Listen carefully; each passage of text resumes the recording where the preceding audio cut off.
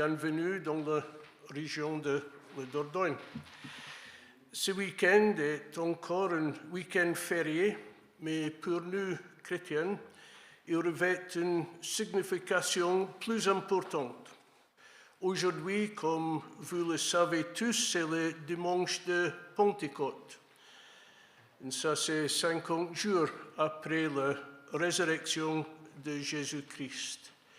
Jésus était déjà monté au ciel pour rejoindre son Père.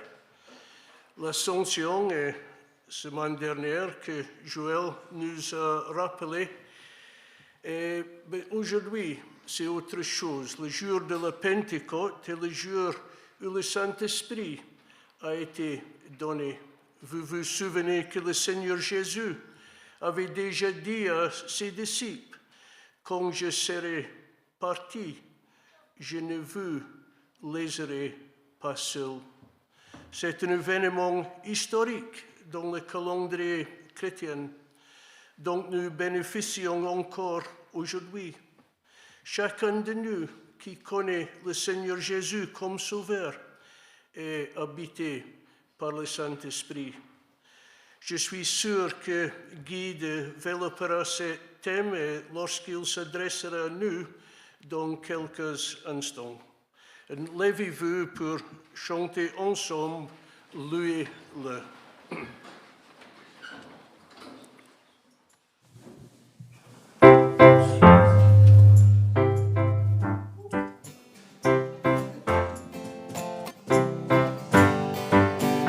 D'ici aux confins de la terre, va résonner notre prière. Nous chanterons, car tout est accompli, et nous vivons de l'esprit. Qu'éclatent toutes les nations, le réveil d'une génération. Nous danserons, car tout est accompli, et nous crions Jésus-Christ. Louez-le, louez-le, qui que vous soyez, louez-le, louez-le. Où que vous soyez, louez-le, louez-le. En toutes circonstances, louez-le, louez-le. Voici que Dieu avance.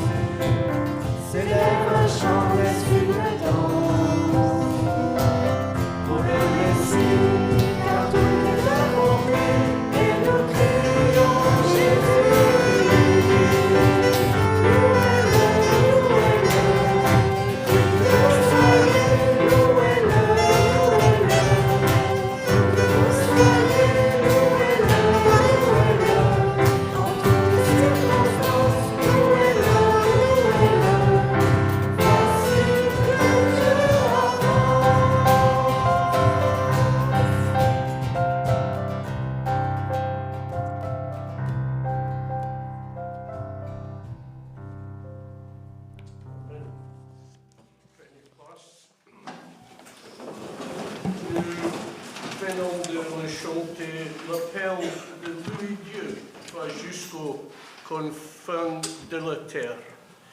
Lisons ce sujet ensemble dans le psaume 46, versets 1 à 12.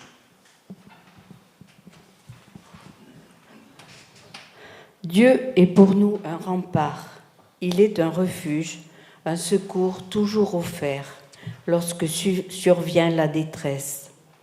Aussi, nous ne craignons rien quand la terre est secouée, quand les montagnes s'effondrent, basculant au fond des mers, quand, grondant et bouillonnant, les flots des mers se soulèvent et ébranlent les montagnes. Il est un cours d'eau dont les bras réjouissent la cité de Dieu, la demeure sainte du Très-Haut. Dieu réside au milieu d'elle. Elle n'est pas ébranlée, car Dieu vient à son secours dès le point du jour. Des peuples s'agitent et des royaumes s'effondrent.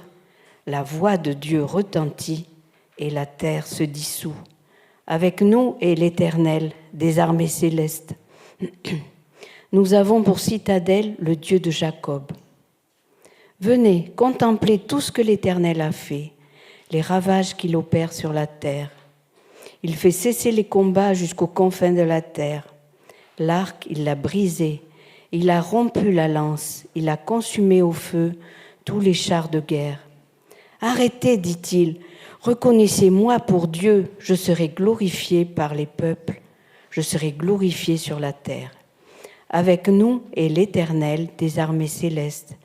Nous avons pour citadelle le Dieu de Jacob. Amen. Continuons de chanter maintenant au sujet de ce Dieu, notre refuge et notre force, un secours toujours présent dans la détresse. Chantons maintenant « Mon secours est en toi ».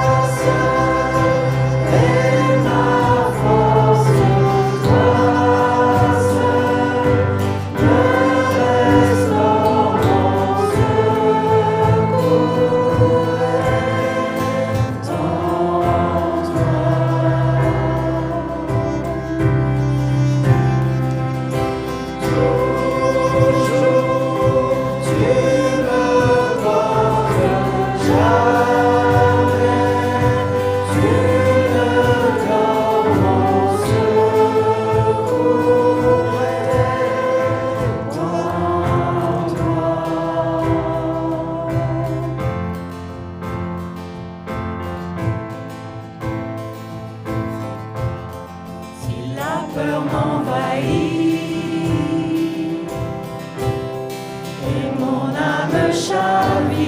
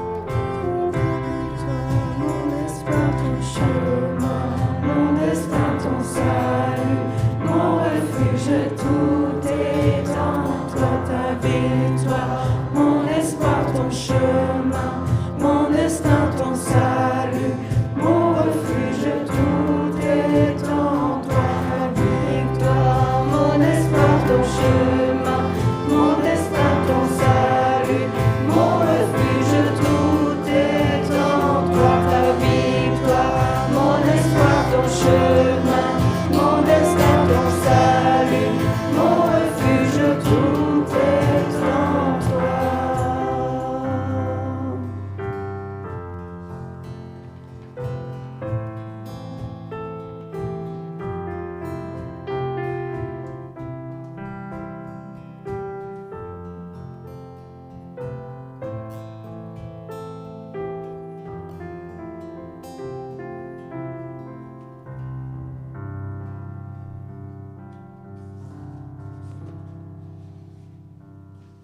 Prenez place.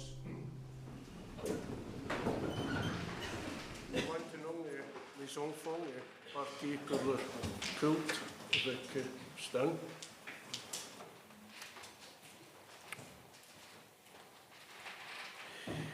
Il ne vous a pas échappé qu'aujourd'hui, dimanche de Pentecôte, nous commémorons un événement majeur.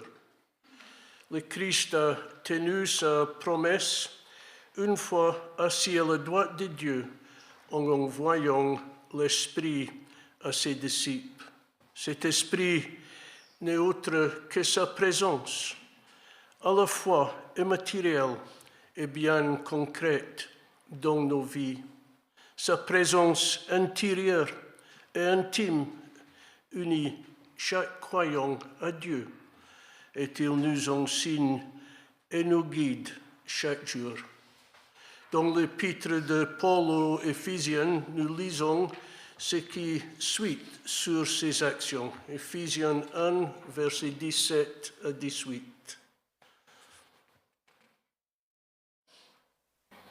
Je demande que le Dieu de notre Seigneur Jésus-Christ, le Père qui possède la gloire, vous donne, par son esprit, sagesse et révélation, pour que vous le connaissiez.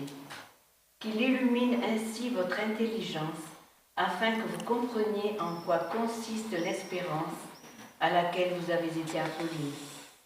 Quelle est la glorieuse richesse de l'héritage que Dieu vous fait partager avec tous ceux qui lui appartiennent. L'Esprit nous fait connaître le Seigneur. Prions. Père, nous te rendons grâce ce matin pour le don du Saint-Esprit. Nous te rendons grâce de savoir que le Saint-Esprit est avec nous. Nous te rendons grâce qu'il habite en chacun de nous qui connaissons le Seigneur Jésus comme Sauveur. Quel privilège c'est pour nous d'être la maison du Saint-Esprit. Aide chacun d'entre nous à vivre d'une manière qui reflète cette merveilleuse vérité. Amen. Nous chanterons les deux chants suivants aussi comme une demande à Dieu que son Esprit Saint nous éclaire et transforme nos vies. Mais entre les deux chants, nous prendrons un temps pour prier le Seigneur. Une partie de notre louange consiste à offrir à Dieu ce que nous avons en reconnaissance de tout ce qu'il a fait pour nous. Souvenons-nous que tout ce que nous sommes et tout ce que nous avons viennent de lui. Pendant le chant suivant, nous procéderons à l'offrande. Lèvons-nous pour chanter ensemble, manifeste ta présence.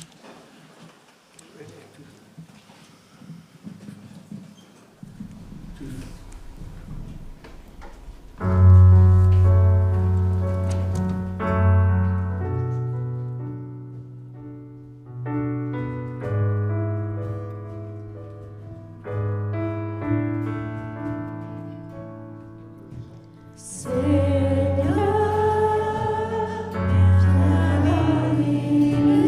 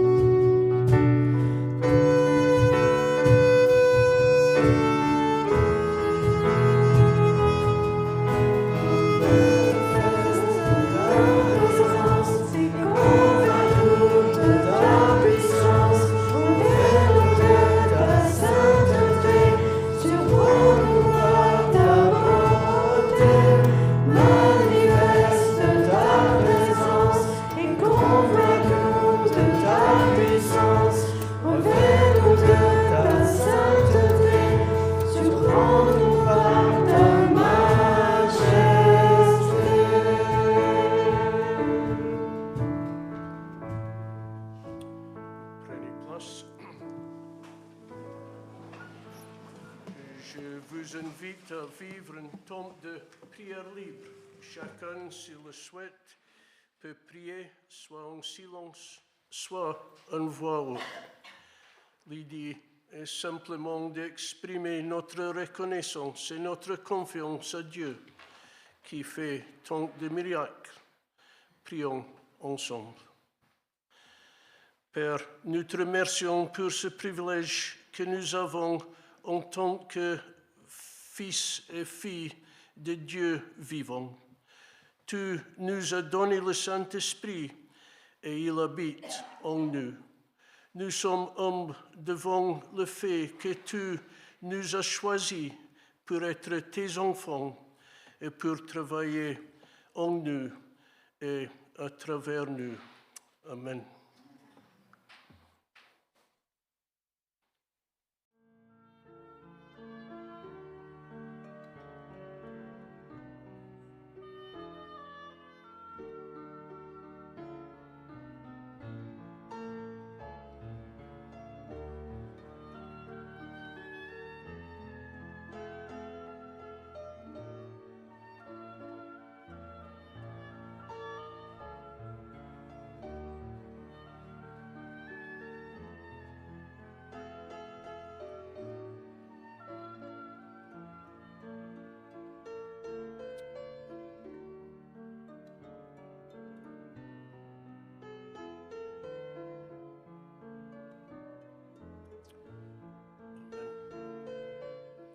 Levez-vous maintenant pour chanter Esprit de lumière, Esprit créateur.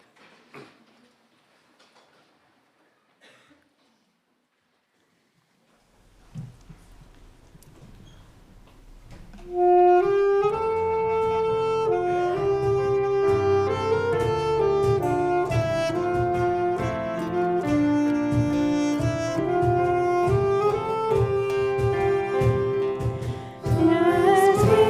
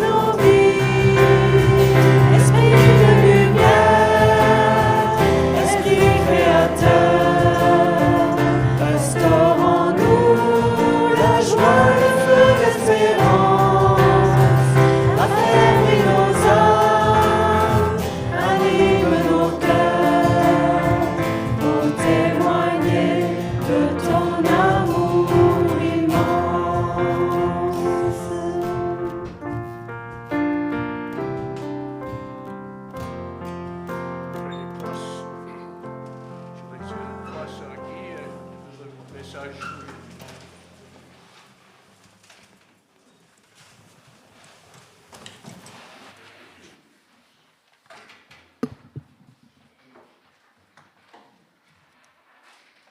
Je vous invite à prier. Oui, merci Seigneur pour ce que tu peux produire en nous encore aujourd'hui, que de tout temps tu as voulu produire. Parce que tu nous aimes, parce que nous sommes tes créatures. Seigneur, tu connais nos attentes et nos besoins, tu nous connais personnellement.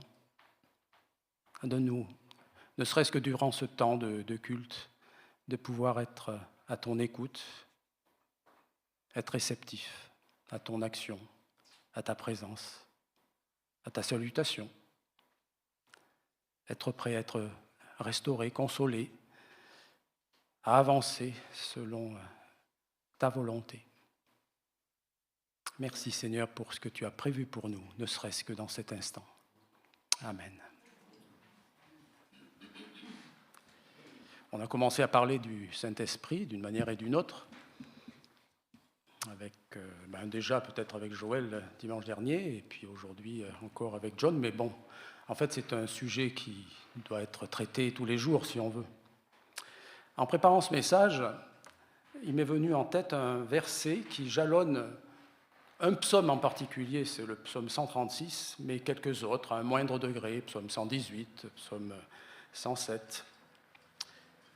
Alors que le psalmiste, dans le psaume 136, raconte plusieurs hauts faits pour son peuple, il est intervenu de plusieurs manières, de manière extraordinaire, il encourage alors l'assemblée à proclamer en conclusion de chaque verset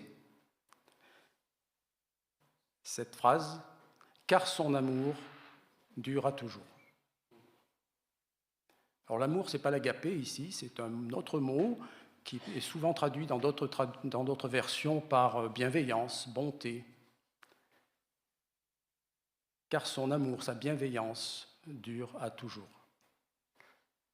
En fait, c'est un peu ce que je vous encourage à repérer aujourd'hui à travers ce message, à travers ce regard que je vous invite à faire sur l'histoire de Dieu avec ses créatures, repérer en la personne du Saint-Esprit, et pas seulement parce que c'est Pentecôte aujourd'hui, donc, repérer en lui cette bienveillance, en la personne du Saint-Esprit.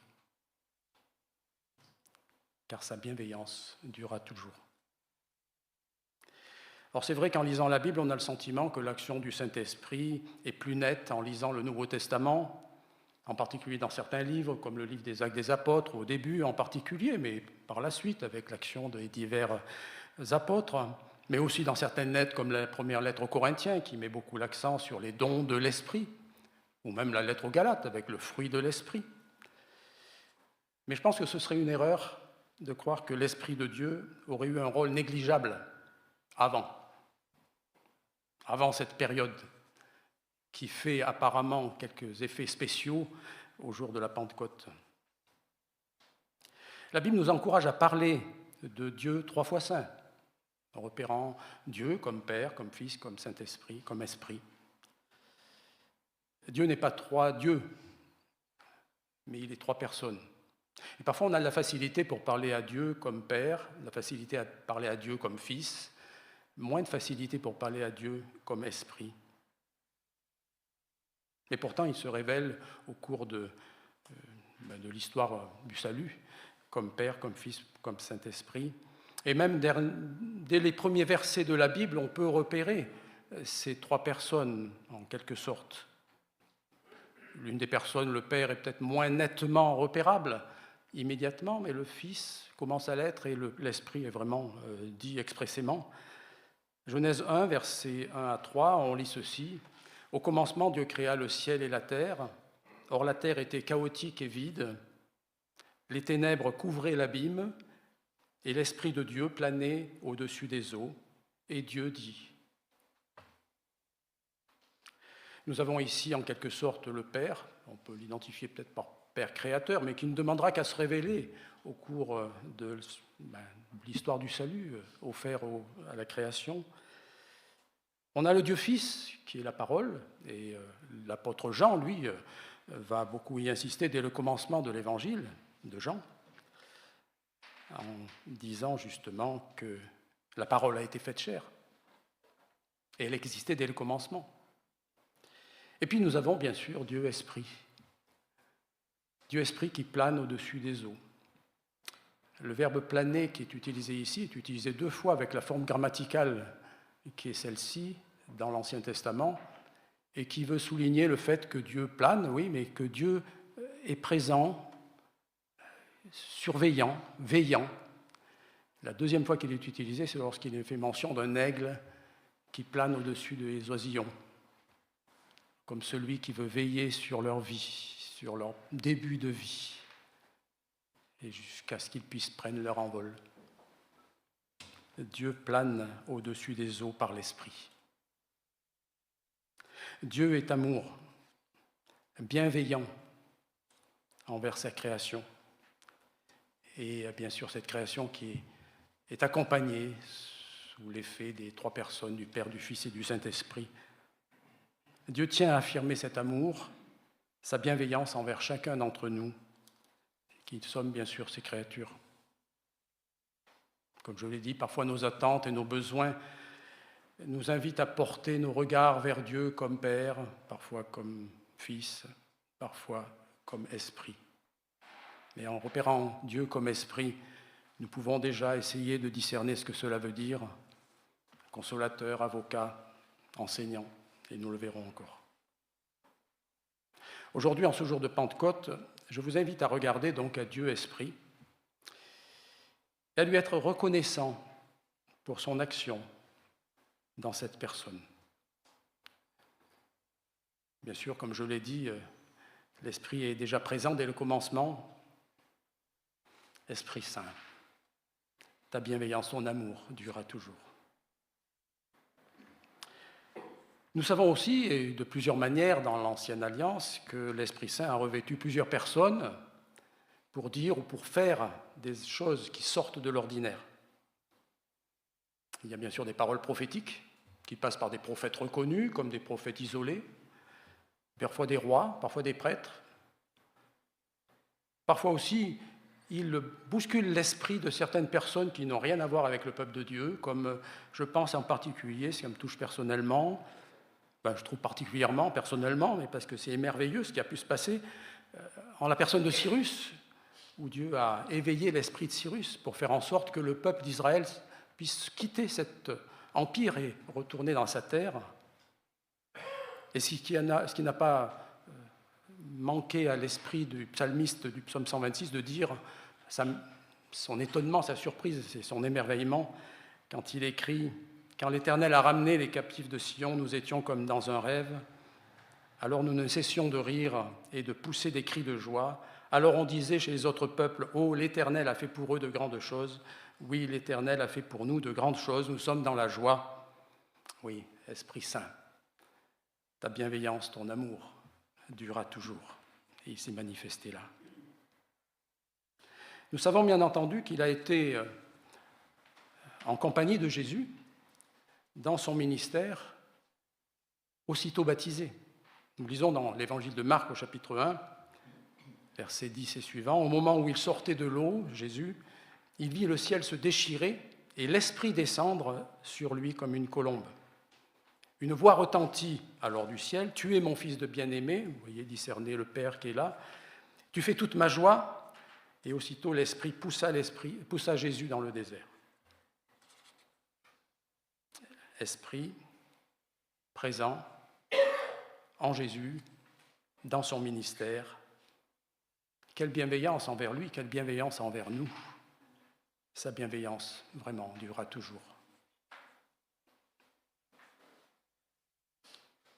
Posons-nous maintenant, je pense, la question de la spécificité de l'envoi du Saint-Esprit au jour de la Pentecôte.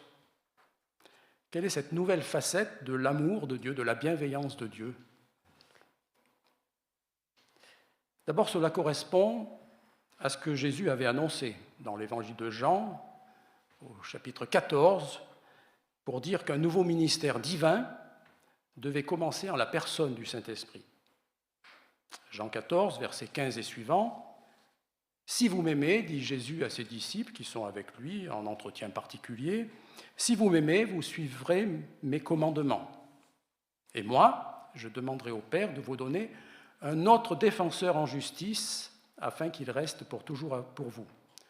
Ici, des traductions, défenseur en justice est traduite ailleurs par consolateur. Mais immédiatement dans l'original, ça devrait être le paraclet, un mot mystérieux, qui signifie à partir du grec celui qui est appelé près d'eux, d'où l'idée que l'Esprit est un avocat, celui qui vient pour défendre, d'où défenseur en justice. Et comme il le dit au verset 17, c'est l'Esprit de vérité, celui que le monde est incapable de recevoir parce qu'il ne le voit pas, il ne le connaît pas.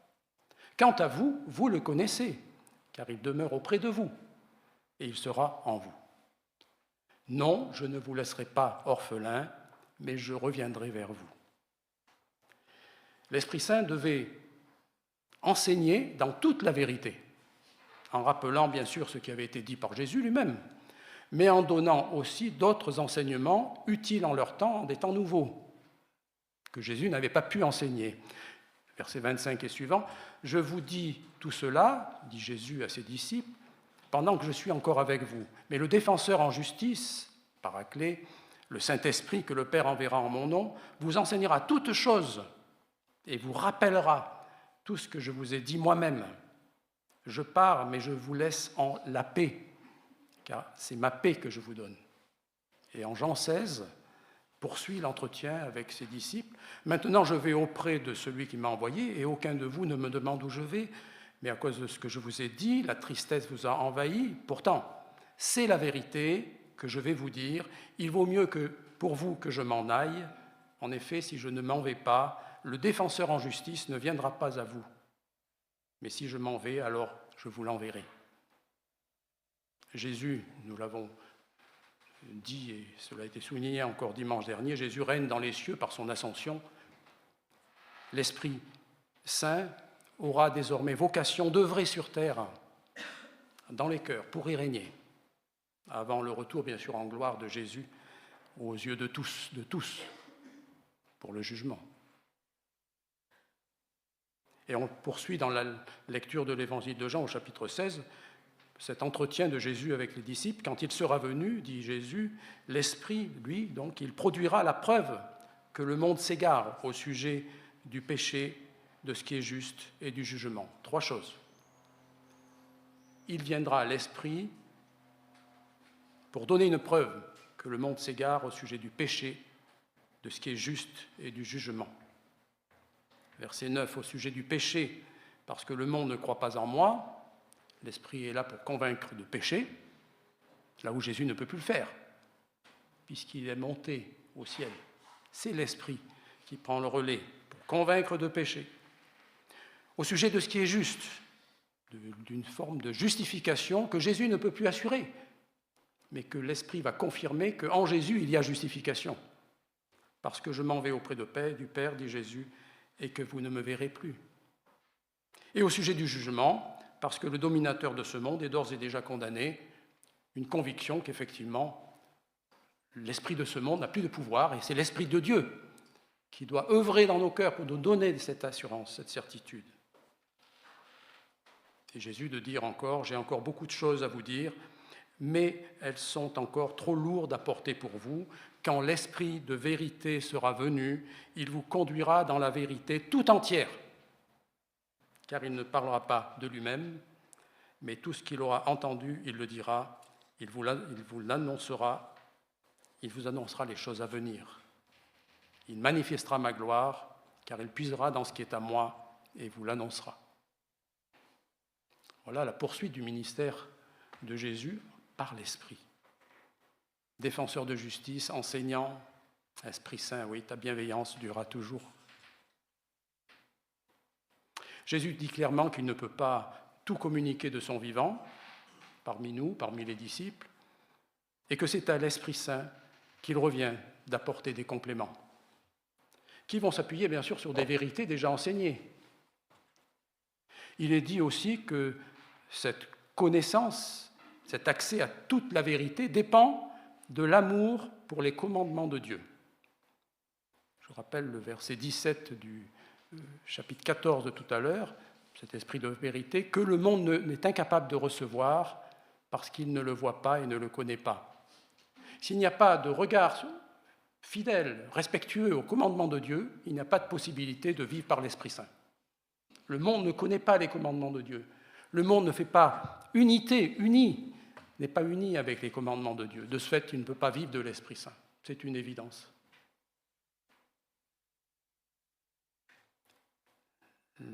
Bénéficier de la bienveillance de l'Esprit Saint, de son enseignement, de sa protection, de sa consolation, dépend de cet amour pour les commandements de Dieu, ce que j'appellerais en quelque sorte avoir une certaine morale chrétienne, qui est la base pour bénéficier de toutes les choses, les grâces de Dieu qui sont en mesure d'être manifestées par l'Esprit de Dieu.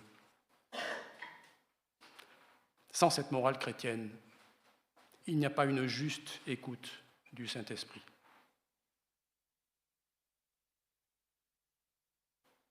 Ce sont les disciples qui sont réunis à Jérusalem. Et l'Écriture suggère, lorsqu'il était fait mention des disciples, que bien sûr il y a les 12, mais il y a peut-être beaucoup plus que les 12.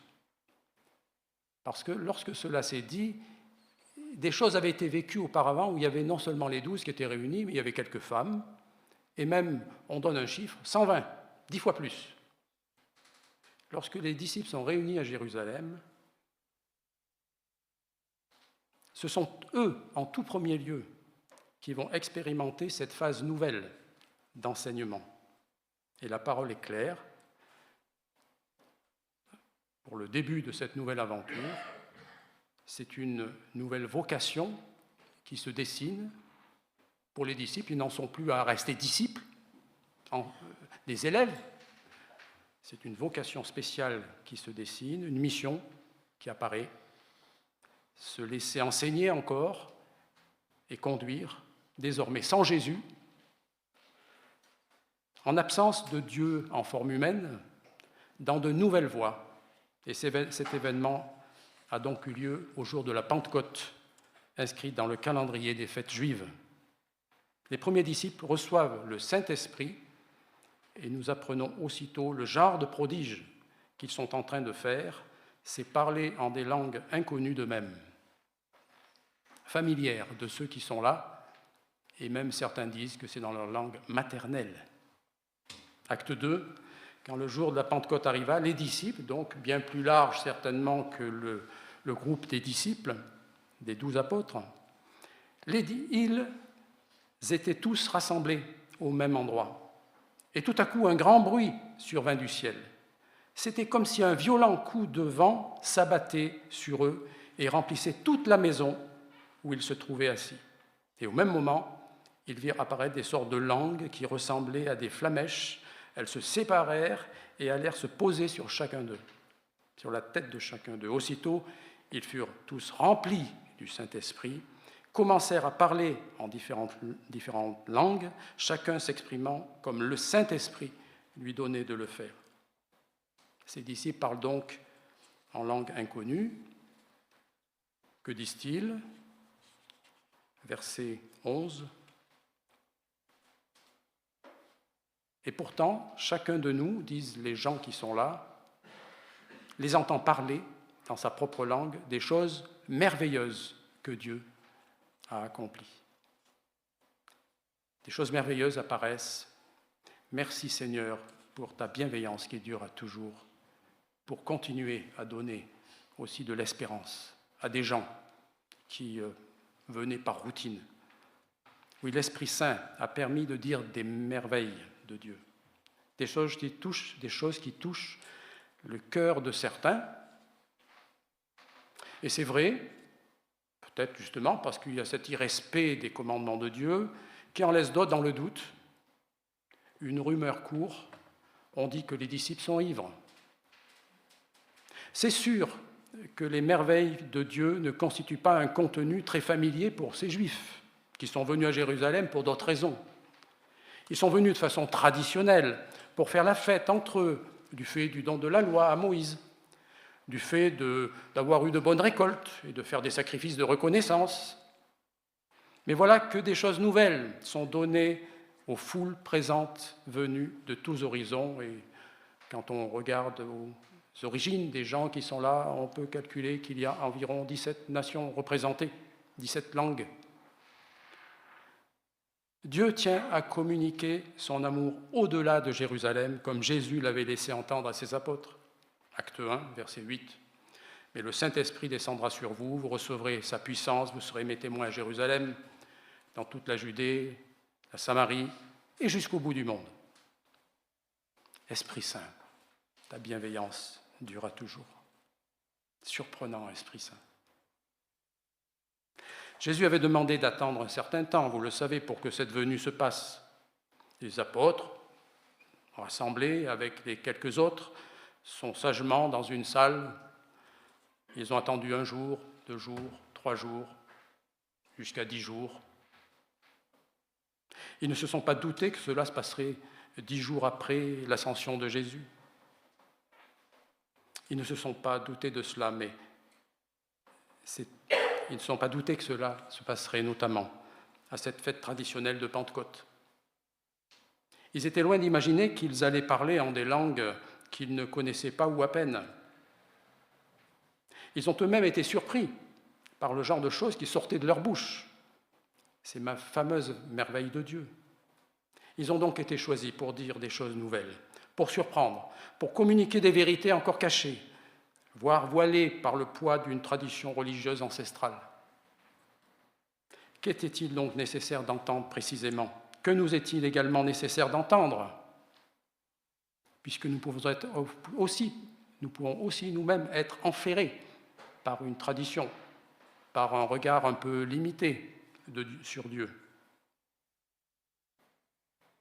Les Israélites possédaient ce qu'ils considéraient suffisant, avec ce qui a fondé le judaïsme. Tout cela étant notamment entretenu par des sacrifices au temple et des fêtes qui duraient plusieurs jours, comme la fête de Pentecôte. Ils ont néanmoins reçu un enseignement nouveau et complémentaire. Alors nous, où en sommes-nous? Avons-nous besoin d'entendre des choses complémentaires? Sommes-nous prêts à entendre des choses encore inconnues? Je dis bien entendre avant d'expérimenter. L'Esprit Saint, tu le sais mieux que nous. Ta bienveillance durera toujours. Percevons-nous cet amour de Dieu par l'Esprit Saint, cette bienveillance de Dieu qui voit au-delà de ce que nous voyons? Est-ce que nous estimons que nous avons fait le tour de tout ce qui concerne le plan de Dieu, le plan de salut de Dieu, même Dieu lui-même? Pour les Juifs, par exemple, le prochain n'était autre que quelqu'un de leur propre communauté. Jésus avait déjà ouvert la voie vers d'autres rencontres, d'autres prochains, une Samaritaine, un Samaritain, des Romains. Et même à l'occasion de son premier sermon à Nazareth, il a fait allusion à une veuve de Sarepta, en pays païen, faisant allusion à des choses vécues dans l'Ancienne Alliance, vers qui le prophète Élie s'est rendu, et même à Naaman, un général syrien, guéri de sa lèpre par le prophète Élisée. Et la réaction ne s'est pas fait attendre. Luc 4, versets 28-29, quand on n'est pas prêt, on n'est pas prêt. En entendant ces paroles, tous ceux qui étaient dans la synagogue se mirent en colère. Ils se levèrent, firent sortir Jésus de la ville, le menèrent jusqu'au sommet de la montagne sur laquelle elle était bâtie, afin de le précipiter dans le vide. Quand on ne veut pas, on ne veut vraiment pas, et on le dit, on le fait. L'Esprit Saint pousse à faire déplacer les limites. L'Esprit Saint a un message qui doit franchir et qui va franchir nettement les frontières de la nation d'Israël. C'est là la bienveillance de Dieu. Au-delà de ce que certains peuvent voir, premièrement les Juifs, pour entre eux-mêmes, de l'entre-soi, au-delà peut-être même parfois de ce que nous sommes, peut-être avec raison, en demeure de vivre, dans une forme malgré tout d'entre-soi, Dieu permet parfois d'aller au-delà de ce que nous voyons, de ce que nous faisons, de ce que nous pensons, de ce que nous réalisons donc. Dieu nous invite à examiner les limites que nous avons peut-être trop placées et qui nous empêcheraient de parler des merveilles de Dieu, d'exprimer le salut. Sommes-nous à l'écoute de l'Esprit pour cela? En résumé, l'Esprit Saint est nécessaire pour confirmer des prophéties concernant notamment, bien sûr, le Messie, alors que les Juifs réunis à Jérusalem ne s'en préoccupaient guère.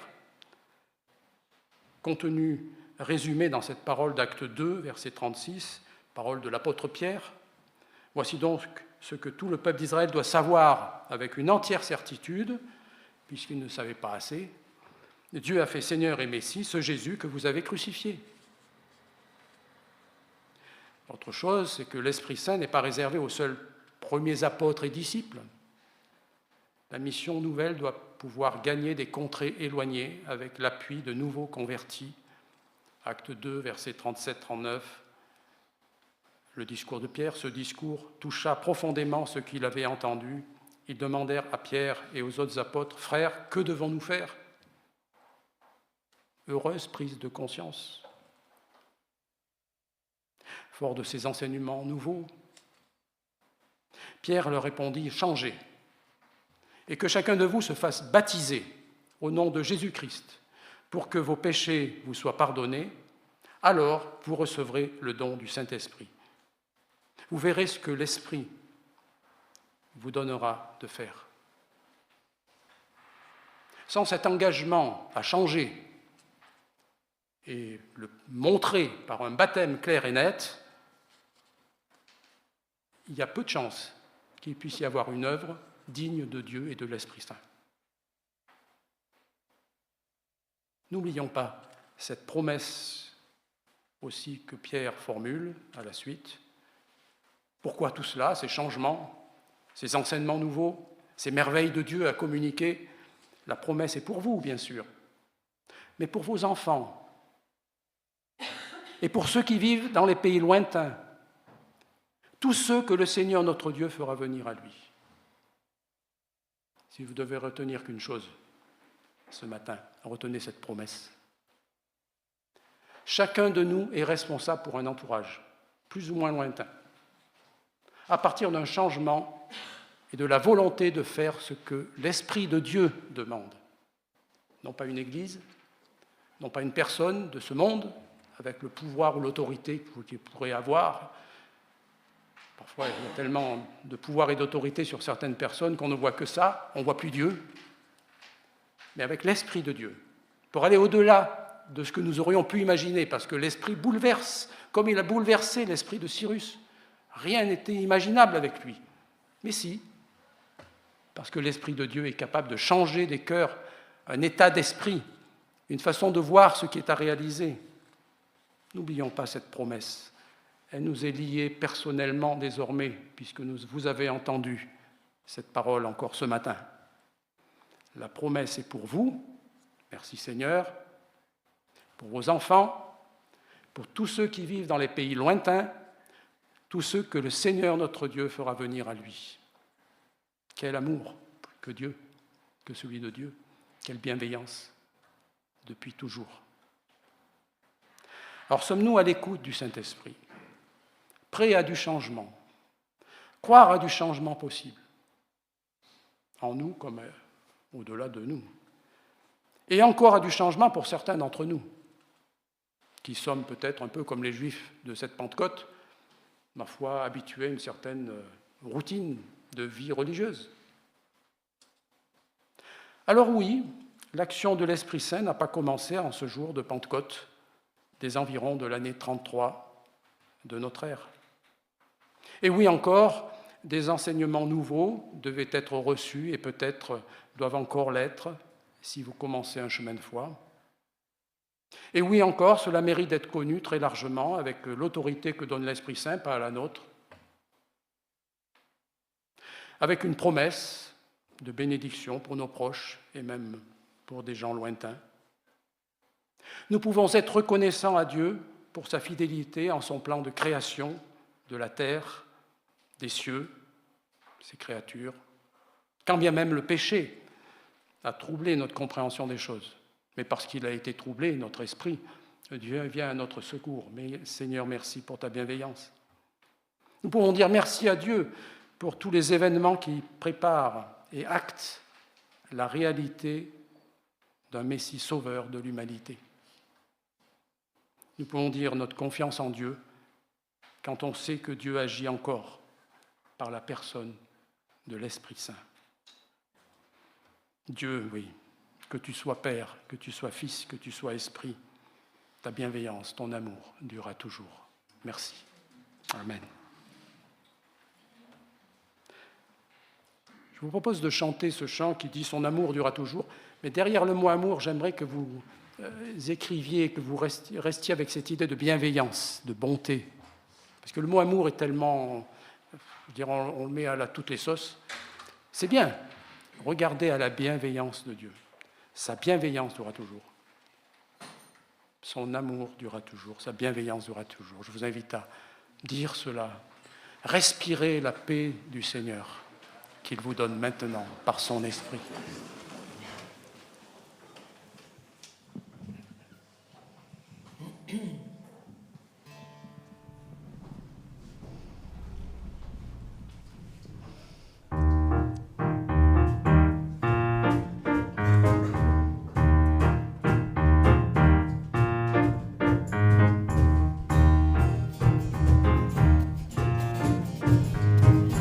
Louez Dieu car il est bon, Son amour durera toujours. louez le Dieu du pardon, Son amour durera toujours. louez le Dieu juste et saint, Son amour durera toujours. louez le Dieu souverain, Son amour durera toujours. Son amour calme la frayeur. Son amour guérit la douleur. Son amour chasse nos erreurs. Dieu nous offre la grâce de son amour. louez le Père éternel, Son amour durera toujours. créateur de l'univers, Son amour durera toujours. louez ce sublime artiste, Son amour durera toujours. il est le Dieu des prodiges, Son amour durera toujours. Son amour réveille en douceur. Son amour touche avec ardeur. Son amour embrase nos cœurs. Dieu nous tient sous les ailes de son amour. Louez le Dieu tout-puissant. Son amour durera toujours. Il prend soin de ses enfants. Son amour durera toujours. louez le Dieu de victoire, Son amour durera toujours. il se rend dans la gloire, Son amour durera toujours. De la frayeur, son amour guérit la douleur. Son amour chasse nos erreurs. Dieu nous offre la grâce de son amour.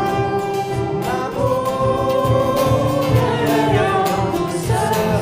Son amour touche avec ardeur. Oui, son amour embrase nos cœurs.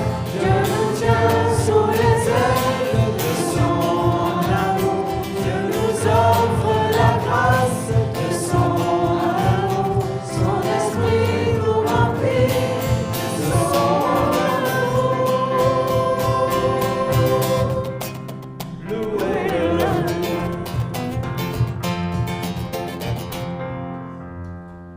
Sa bienveillance.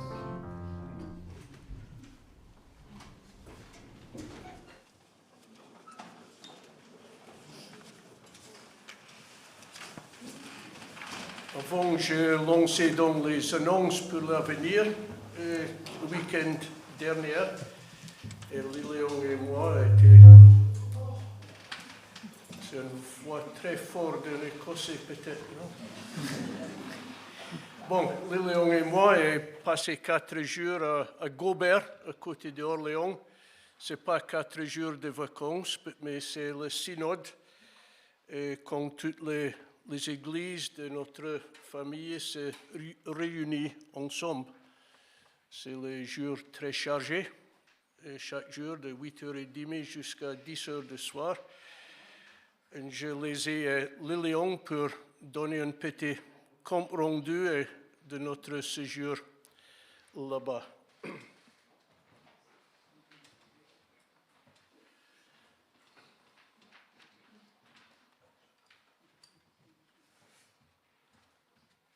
Bonjour. Donc j'ai 5 minutes pour vous résumer. Je voulais essayer de m'en passer, mais bon. Ouais. Puis YouTube, il va pas être content. Donc j'ai 5 minutes pour vous résumer 4 jours. C'était très intense, John l'a dit. Déjà le contexte, la bosse, Gobert, la bosse, des champs de céréales, des céréales. C'est le pays magnifique. John aime beaucoup les céréales. Le relief, un silo, beaucoup d'éoliennes. Et de temps en temps, un canon à eau, des pivots à eau. Magnifique. Un peu monotone. Ça, c'est le contexte. Le lieu, l'église, 2 églises de notre famille d'églises qui ont organisé ce synode, Gobert et Châteaudun. Gobert, une église historique avec un bâtiment historique construit au XIXe siècle. Et en fait, l'église évangélique libre de Bergerac avait le même bâtiment. Il est derrière la mairie. Laurent, tu travailles dans ce bâtiment. Voilà, la même architecture. Si vous vous baladez dans Bergerac, il y a la mairie de Bergerac. Vous allez derrière, il y a un temple avec un clocher. C'est la même architecture. Voilà, ça fait partie aussi de du relief qu'on peut voir dans cette bosse, ce clocher. Voilà, une église historique, Gobert, une église de campagne comme 30% des églises de notre union. 70% sont des églises urbaines ou périurbaines. Il y a une 50aine d'églises dans notre union. Donc là, il y avait tous les délégués des églises qui étaient réunis. C'était une centaine de délégués, c'était 150 personnes, puisqu'il y avait des pasteurs qui n'étaient pas délégués, des invités. 150 personnes dans ce temple. En rentrant dans ce temple, alors que tout le monde s'installe, un immense poulailler. Un poulailler. Je ne sais pas si vous êtes déjà rentré dans un poulailler. Ça faisait beaucoup de bruit, ça caquetait, etc. Les gens étaient contents de se revoir, et comme a dit Pascal, certains ne s'étaient pas revus depuis 2 ans, puisque les synodes, qui sont une grosse assemblée générale, c'est tous les 2 ans. C'est assez bruyant. Et en fait, il y a plein de gens qui ne se connaissent pas aussi là-dedans. Moi, un peu plus de 30 ans dans les églises évangéliques libres, c'était mon premier synode. Impressionnant. Tout le monde m'avait dit, ça va te saouler, il va y avoir des chiffres, des statistiques, plein de textes. C'est vrai, mais c'était intéressant. Oui, mais Bergerac a organisé le synode en 2015, mais pour avoir participé à ceux qui organisaient, j'ai pas vécu le synode. Je pensais pouvoir écouter, j'avais rien pu écouter. Donc, beaucoup de choses qui passent là, les formalités d'une assemblée générale, des orateurs brillants. Et c'est intéressant. Et en fait, au bout de 24 heures, on n'est pas une assemblée de gens qui ne se connaissent pas. C'était presque une église. C'était presque une assemblée de frères et de sœurs qui se connaissent. Impressionnant. Tous les jours, ça commençait par un temps spirituel avec de la louange. C'est toujours placé et conduit devant Dieu, mais cette sensation de faire partie d'une famille en 24 heures, c'est impressionnant. On n'a pas fait qu'écouter, on est allé manger aussi tous les jours. Hop, il y avait un petit cortège qui partait manger à 500 mètres, 700 mètres, là, c'était intéressant.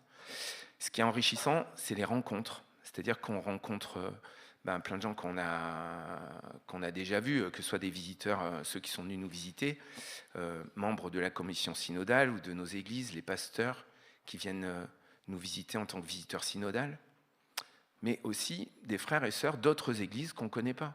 Et on va échanger, on va apprendre plein de choses sur la vie des autres.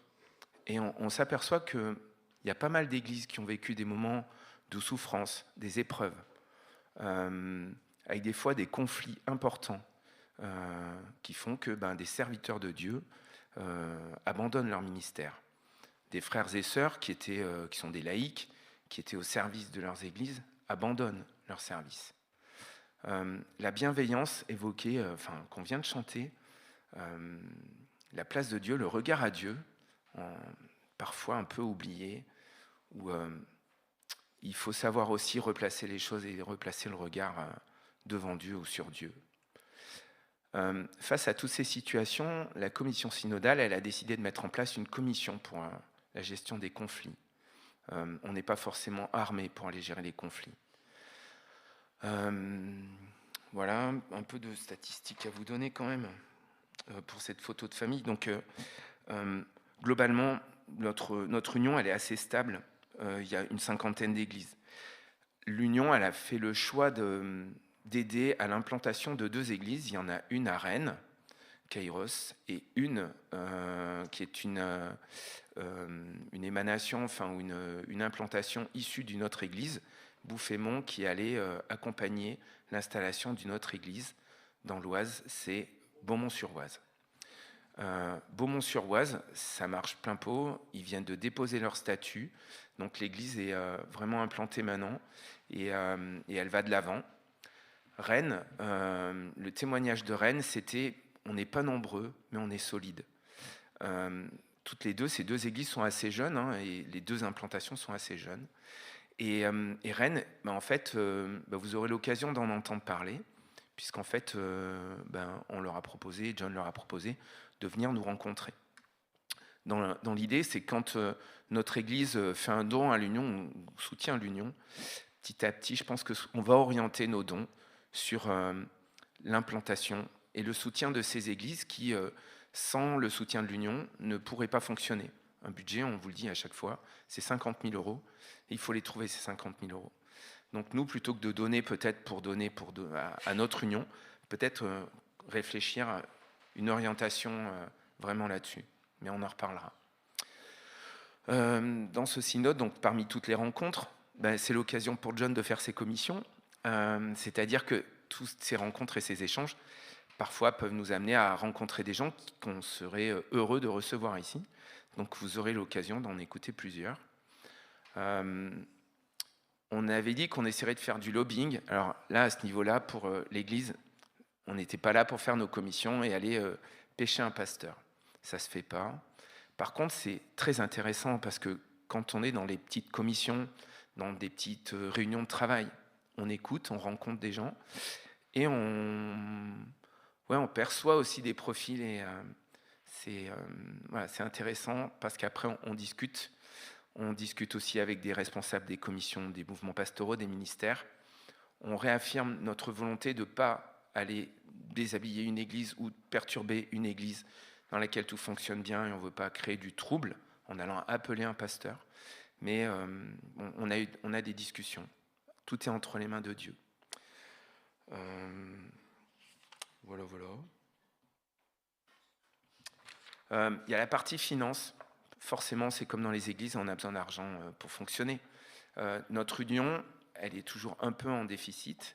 Elle réussit grâce à un patrimoine et une réorganisation de son patrimoine. Bergerac a été remercié puisque, comme vous le savez, on bénéficie d'un presbytère qui a été acheté par l'Union, pour lequel on a participé progressivement à l'achat du presbytère. Comme nos finances étaient bonnes, que nous n'avons pas de poste pastoral à notre charge, on a décidé de rembourser plus vite que prévu la part qui nous était demandée. Donc on a fait un gros versement l'année dernière qui a contribué à ce que notre union d'église soit à l'équilibre.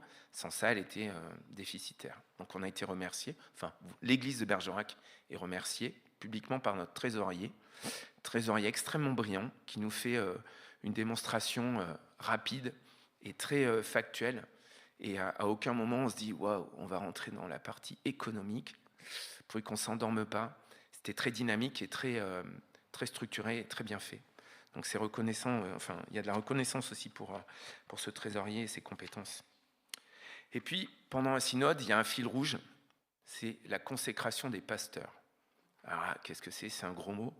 La consécration, c'est une reconnaissance de notre union d'église, de leur ministère et de leur appel de Dieu pour leur ministère. Et là, en l'occurrence, il y avait 6 pasteurs qui allaient être consacrés, avec des parcours complètement différents et des profils différents. 3 pour qui on a l'impression que tout roule, qui ont fait leur parcours universitaire, et puis ils sont en poste, et puis et ils ont été consacrés là. 3 autres qui n'ont pas dû soutenir, c'est la thèse, il faut soutenir sa thèse, voilà, qui n'avaient pas soutenu leur thèse, donc en conclusion de leurs études, et l'Union, en parallèle de ça, s'ils n'ont pas soutenu leur thèse, peut les consacrer, mais c'est 10 ans plus tard. Il faut avoir 10 ans de ministère pour pouvoir prétendre à la consécration. Et ils étaient 3 comme ça. Et là, on a des profils différents. Et dans ce qu'on découvre quand ils parlent de leur parcours, on voit de la souffrance dans le ministère, plus ou moins forte, plus ou moins, mais des épreuves. Donc c'était des témoignages émouvants et extrêmement enrichissants. Donc quand je dis c'est un fil rouge, ils sont d'abord présentés sur le premier jour, puis l'Assemblée va voter sur l'acceptation de leur accorder la consécration, donc la reconnaissance par notre union. Et ça se termine par un culte de consécration le dimanche matin. Et c'est très, très émouvant. Je me rappelle de celui de Bergerac, le culte de fin de synode à Bergerac avec 2 consécrations émouvantes. Et là, on a vécu un culte de consécration avec 6 pasteurs qui viennent témoigner et pour lesquels on prie, enfin, quelqu'un prie pour eux et l'Assemblée prie pour eux. C'est fort, c'est très émouvant. Et puis c'est l'heure de rentrer. Et là, un défi. Donc, la fable du lièvre et de la tortue. John Rabbit a battu des records à l'aller pour faire Bergerac-Gobert. Oise, via Michelin, ils sont faux, ils sont complètement faux sur le temps de trajet. Et donc, au retour, j'ai fait le choix de redescendre avec John Rabbit au lieu de Guy Turtle. Erreur de stratégie, parce que finalement, John Rabbit a été largement battu par Guy Turtle. Voilà. Est-ce que j'ai raté quelque chose sur ce résumé du synode ? Ah, ouais, alors sur les églises sans pasteur dont nous faisons partie, sur une cinquantaine d'églises, il y a 17 églises sans pasteur. Donc ça devient... c'est plus... Alors c'est pas une réelle... Comment dire ? C'est un vrai sujet. Et les étudiants soutenus financièrement par l'Union ne sont pas légion. Donc il y en a 2 qui vont être soutenus par l'Union. Alors il y a quelques mois de ça, l'Union ne savait même pas qu'elle soutiendrait 2 étudiants. Mais il y a 2 étudiants qui ont sollicité l'Union pour les soutenir financièrement, ce que l'Union a accepté. Mais il y a quand même plus de départs à la retraite à venir que d'étudiants à venir. Donc il y a de la réflexion sur le soutien aux églises sans pasteur. Il y a une prise de conscience sur le lien à avoir entre notre union, la commission synodale et les églises sans pasteur. Donc petit à petit, il y a des choses qui se mettent en place.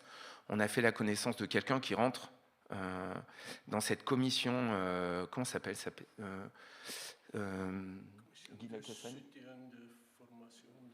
C'est Guy Lacassagne qui est à Toulouse. Il rentre dans une commission et vous aurez l'occasion de le rencontrer parce que c'est quelqu'un qui est un laïc, qui arrive à la retraite et qui a à cœur de rencontrer toutes les églises du Grand Sud-Ouest, de toutes les églises qui sont sans pasteur et d'essayer de voir comment on vit, comment nous comprendre. Enfin, comprendre notre fonctionnement et voilà, sur un petit regard extérieur et en même temps un attachement et un lien entre l'Union et les églises de l'Union et les églises sans pasteur. Voilà. Je vous rends à la suite.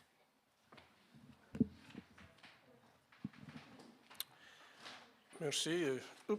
Maintenant, j'ai les annonces, mais ce n'est pas dans les annonces, mais j'ai un Dacia Duster à vendre.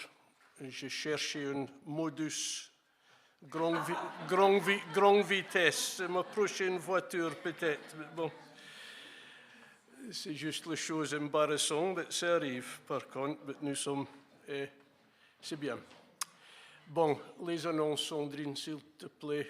Oui, mardi 10 juin, il y a le cours de français plus la réunion de prière. Une réunion de prière, c'est ici dans l'église, mais aussi parce que l'église est dispersée un peu plus loin, il y a des possibilités de joindre nous et par visio, par le site de l'église. Et si vous aimez participer dans cette réunion, et allez me voir ou parler avec Anne-Luce pour le mot de passe et toutes les choses comme ça pour rejoindre cette réunion. Ensuite, jeudi, il y a l'étude biblique et le cours d'anglais. et l'étude biblique aussi chez Stan et Adriana à la Force. Un samedi prochain, il y a une répétition du groupe de louanges et une réunion de conseil pour l'Église ici à 14 heures. Peut-être il y a un conflit de les deux et peut-être tu es coupé en deux, peut-être. Mais bon, mais en principe, il y a les deux réunions qui sont à l'église ici. Et maintenant, j'ai quelques annonces spéciales. La première, c'est face au traumatisme, où il y a une affiche dans le hall. Aussi, il y a un QR code, et si vous aimez comprendre un peu mieux, c'est animé par Jenny et Anne. Si vous aimez un peu plus de renseignements, allez voir Anne après le culte. Et aussi, peut-être, vous avez vu sur la porte d'entrée, il y a une conférence avec Vincent Mirville. C'est la Bible et popcorn. Ça, c'est une chose, peut-être un titre bizarre, mais c'est l'influence de la Bible sur le 7e art. J'ai aucune idée, l'autre 6 art, c'est quoi? Non, le 7e art, c'est le cinéma, mais l'autre 6, demande pas moi, j'ai aucune idée. L'autre 6, c'est demande à Guy, peut-être il connaît bien. Et autre chose aussi, attends. Pardon. C'est Vincent, il présente l'influence de la Bible sur le cinéma. Et il avait aussi écrit un livre aussi sur ce sujet. C'est, je pense, un tome intéressant de voir parce que nous ne pensons pas souvent que la Bible avait une influence sur le cinéma. Mais derrière les films, il y a une grande influence avec la Bible et dans le métier de le cinéma. Et aussi, n'oubliez pas notre pique-nique et barbecue. Ça, c'est à Lunas le 29 juin. Et c'est obligatoire, s'il vous plaît, d'inscrire sur la feuille dans le hall pour la logistique de cette journée. Et ça, c'est à Lunas. Ce n'est pas le même paysage de Gobert, mais c'est un peu comme ça. Mais bon, c'est bien quand même à Lunas de réunir ensemble. Pendant l'été aussi, il y a beaucoup de choses prévues dans l'église, il y a des randonnées prévues. Et ça, c'est le métier de guide, de choisir les randonnées autour de Bergerac, bien sûr, et ça dépend de la météo. Si vous ne recevez pas encore les annonces hebdomadaires par mail et que vous souhaitez le recevoir, venez me voir après le culte. J'ajoute votre coordonnée sur le fiche. Ça, vous avez tout ce qui arrive dans votre boîte mail. Pour clôturer ce culte, et quand nous allons quitter ce bâtiment pour commencer une nouvelle semaine, je voudrais relire le passage de l'Épître aux Éphésiens que nous avons lu ensemble plus tôt ce matin. Je pense bien de lire ensemble le verset ici. Ok. Je demande que le Dieu de notre Seigneur Jésus-Christ, le Père qui possède la gloire, vous donne par son esprit sagesse et révélation pour que vous le connaissiez. Bon, alors dans le premier chant de ce matin, nous avons chanté « En nous vivons de l'Esprit » et nous le répéterons ces mots également dans ce dernier chant. Et comme nous venons de l'entendre, nous sommes appelés à partager la richesse que nous avons reçue par l'Esprit, témoignant en tout temps de l'œuvre du Seigneur. Lèvons-nous, nous annonçons le roi.